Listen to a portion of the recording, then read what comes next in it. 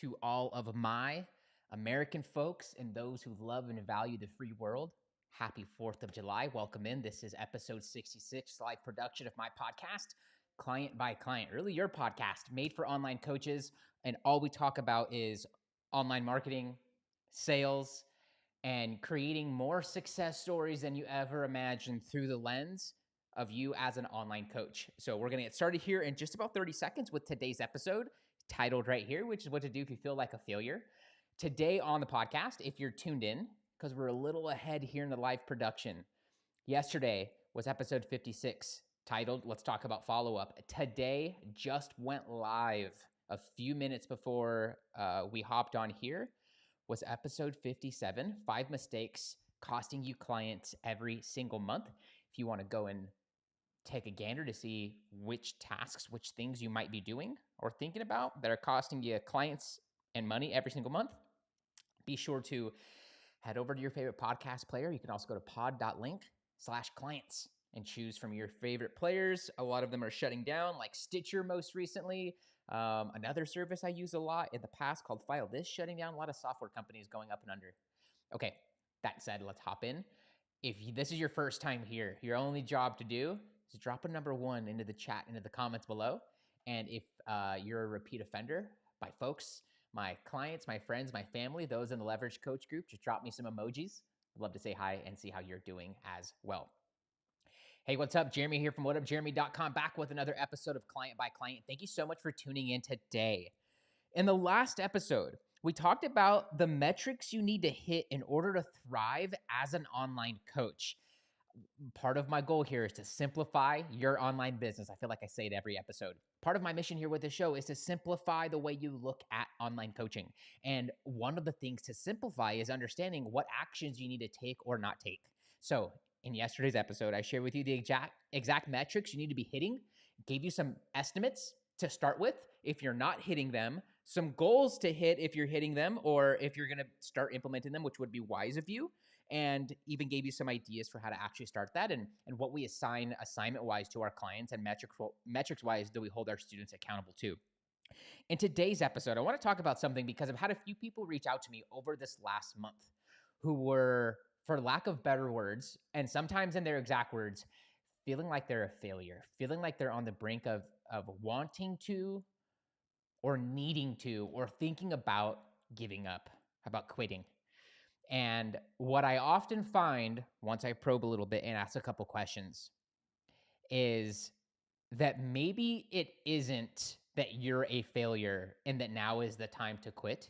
And so in today's episode, I want to unpack this and unbox this feelings, these thoughts of being a failure, of feeling like a failure, so that by the end of today's episode, you'll know if you're a failure or not, and you'll know what to do instead, and some mindset shifts along the way if you are feeling like a failure right now, if you're feeling like you're definitely not a success. And that said, let's hop in and let's start with what happens if you don't get today's episode right. If you don't get today's episode right, the first thing that happens is that you're going to feel or think that you're a failure when you're actually not. And that's frustrating because when you're feeling like and thinking that you are a failure, the world turns gray. It loses color, it loses taste, it loses its pop. And that causes for you to want to quit or give up when nothing is going your way. And I say nothing, but what I really mean is like any little hiccup you have in your day or in your week, you just feel like throwing in the towel. The second thing that ends up happening is that you throw in the towel too early. You end up giving up too soon. And that's frustrating because what if you aren't a failure? And what if you are actually 3 feet from gold? That said, let's hop in and let's talk about what to do if you're feeling like you're a failure. The first thing that I want for you to do, if you're at all feeling like you're a failure, is you need to do a self-analysis. I didn't even have this in my notes, so we're going to call this thing number 1. You have to do a self-analysis to understand how bad things really are, or to give yourself some contrast to understand how good things really are. you can start in one of two places. You can make a list of all the shit and all the crap that's not going your way. That's perfectly fine. But when you're done with that and you can't think of anything else, you must move over to the next column and you have to start writing down the smallest of things that are actually going your way. One of the first things I do whenever I have a student who reaches out to me and is feeling like quitting, they're having maybe an emotional moment, maybe they are not feeling like anything is going their way and they're feeling like they're out of luck. One of the first things that I always say is that everything is not bad. Everything is not going your way. Like people are like, I'm a total failure. Like I want to quit. This sucks. I feel like giving up. And it's like, let's pause real quick, because if this is hard for you right now, let me start this over so I can really get my point across. Sometimes you have to have a different perception and understanding of what success versus failure really is. And this will take us into the next point that I actually have written down here. But if the fact of the matter is that, like, today we're recording this on the 4th of July. If you were, and I know not everyone here, I know I have a lot of coaches from all over the world. If you were born in America or you were born in not a third world country, you hit the jackpot already. You can't be a failure. You can't. You hit the jackpot. The only thing that would cause for you to be a failure is to throw it away, completely dismiss it, and not take advantage of it. So if you're taking advantage of it, then I would consider that a success. My thought process is, and this kind of goes along with the idea that, like, if you woke up above ground, that, like, you're already in luck. Here's what I always say. If you woke up this morning and your feet worked and you could wipe your own ass, it's binary for me when I think of, like, today, am I a failure or not? It's like, okay, did I wake up? Yes. Okay. Did my feet work and could I wipe my own ass? Everything after that is minor fucking detail. And so many of us as humans, it's a survival mechanism. It's easier for us to pull out and to know and to keep front of mind the things not going your way, which is why you have to do a little bit of an audit and you need to be writing down, go ahead and write down all the shit that's not going your way. But when you're done sulking in yourself and in your sorrows, you need to go to the next column and write what is going your way. It should start with you woke up today. It should start with your feet worked. And it should also start with you can wipe your own ass. For some of you, I know you're feeling like right now the odds are all stacked against you. That is part of what's necessary in order for whatever lessons need to happen and in order for whatever things you need to learn, for you to actually learn and to overcome this. So the first thing I would say is that you have to do a self-analysis. Second is that you also have to manage, now we're getting into my notes here, now you have to manage your expectations.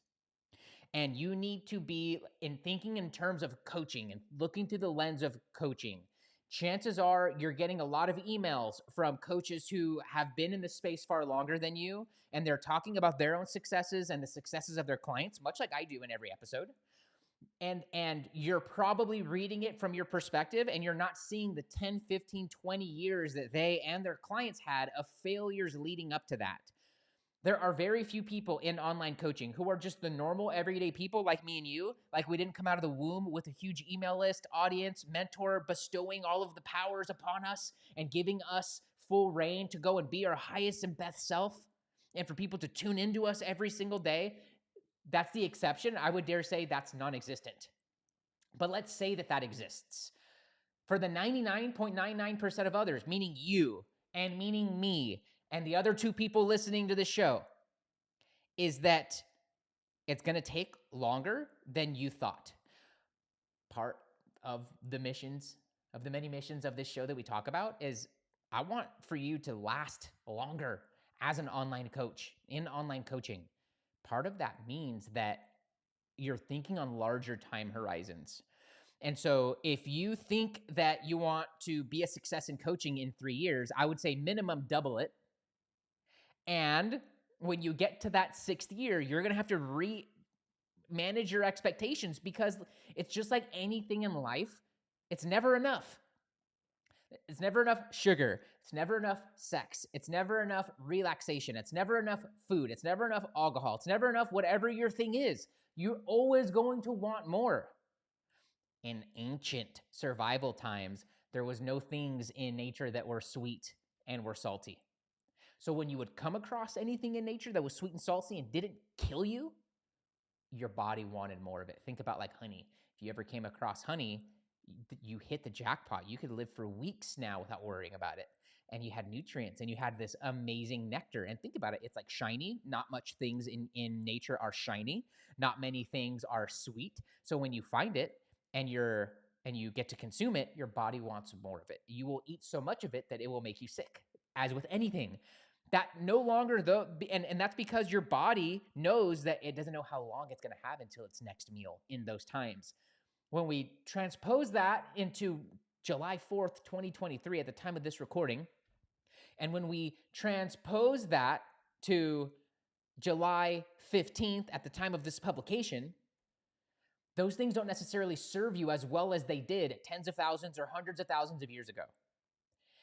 And so it's easier for us to keep the sight of things that are bad, just like it is for the sight of things in your life that are not going the way you're wanting them.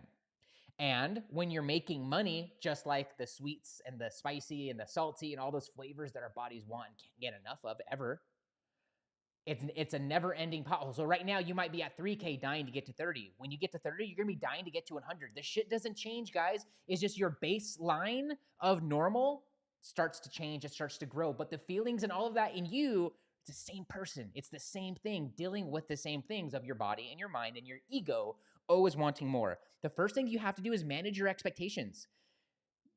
The overnight successes that you see, minimum of 10 years. Every time you see a coach, every time you see someone talking about their successes, don't look at them being super happy and living the perfect life they're doing. Think about all the shit they had to go through to get there. And stop glorifying other people's journeys. Stop buying into those things. Because in the present moment, they're a success and they have made it. But if you ask them, I bet they have hundreds of things not going their way. And it took them far longer than they expected to get there. The second thing that you have to be doing, because we had my extra extemporaneous point earlier, is you have to be managing your expectations. Third, failure and success come together.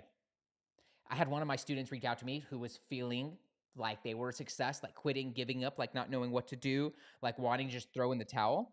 And one of the things that I shared with them was that you cannot have success without failure. It's just like you can't have heads without tails. You cannot have night without day. You cannot have light without dark. In fact, if you think about the order of operations, dark comes first. And it's only through observing darkness can light even be a thing. Light can't exist without darkness. We live in a duality. We live in a oscillation, a constant, ever-changing reality of negative and positive. And all day long, we go around trying to judge things as, are they positive or are they negative? When in reality, it all depends on who's looking at it that would perceive its positivity or negativity. What's great for me might be terrible for you. What's terrible for you might be great for me. Some of the best things that have ever happened to you in the moment, when you fast forward 10 years, it was the worst thing that ever happened. Some of the worst thing that's ever happened to you in the moment, you go forward 5, 10, 15 years, sometimes just 5, 10, 15 days. And it was actually the best thing that ever happened to you. When I was growing up, I was extremely overweight. I've weighed over 200 pounds, and I'm a pretty small guy. If you guys didn't know, I'm about 5'7". So I got made fun of the first 18 years of my life for one reason or another. But it was those moments of insecurity and all of those words of people telling me things unknowingly that were hurting my feelings and that were probably just projections of their own insecurities, caused for me to get in better shape than I've ever been here in this moment as I record this show. And I'm very thankful to say that. I might not have gotten here. Let's say I grew up super healthy, never had the pressures of the outside world telling me that I was ugly, fat, not good enough, all those sorts of things. I was funnier when I was fat. That was like the only difference. Maybe I grow up healthy, none of the pressures of the outside world telling me that I'm anything besides normal, and I don't value it, so then I go and get fat, and I'm fat for the rest of my life. In this reality, I was fat for the first part of it, and then afterwards, I now know what to do to not have to be fat. I know that there are choices. It's just actions and choices. And so the worst thing that happened to me that caused a lot of grief in my childhood of being made fun of for being fat cause for me to make these amazing changes in the world. I'm thankful for every single one of those kids, those friends, and those family members for making fun of me. Mostly because all of them are not nearly as healthy as I am, but that's outside the point.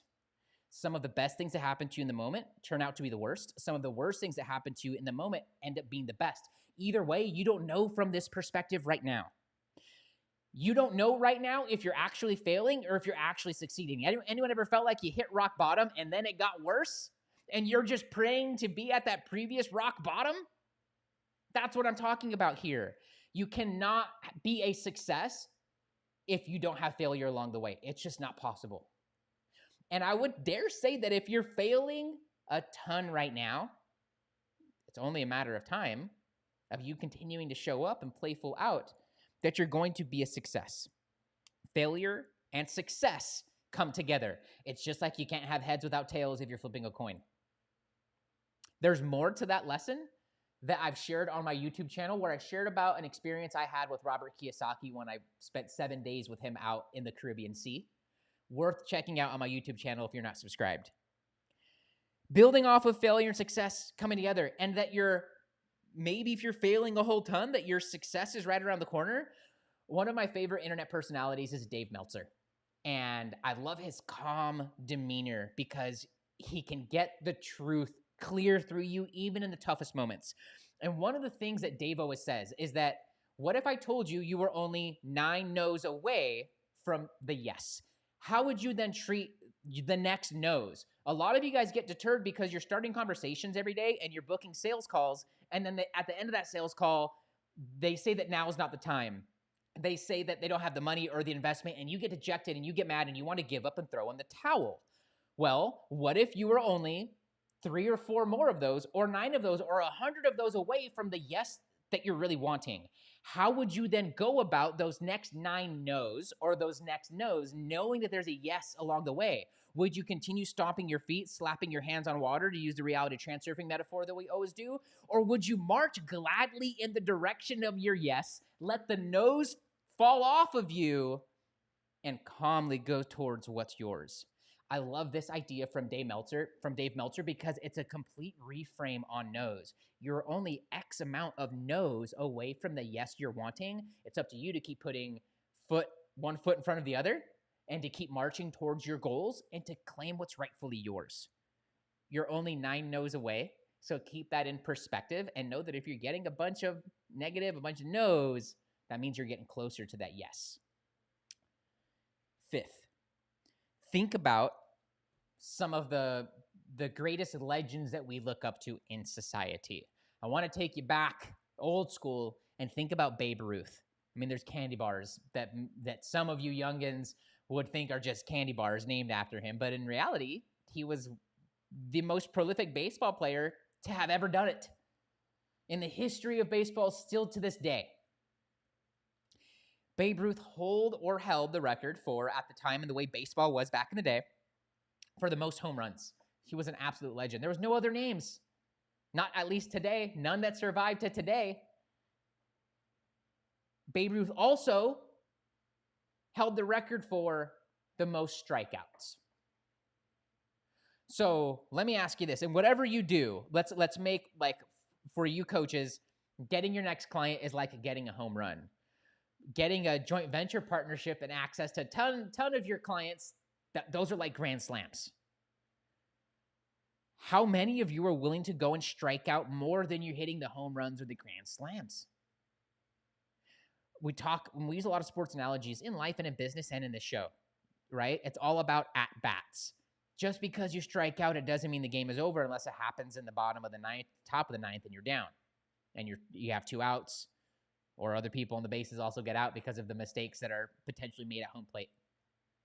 But I would dare say that the more no's you get, the more yeses you get. The more strikeouts you get, the more home runs and the more grand slams you get.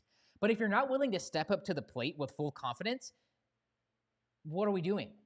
Failing is a part of it. And if you're not willing to step up to the plate and strike out, you don't deserve the home runs.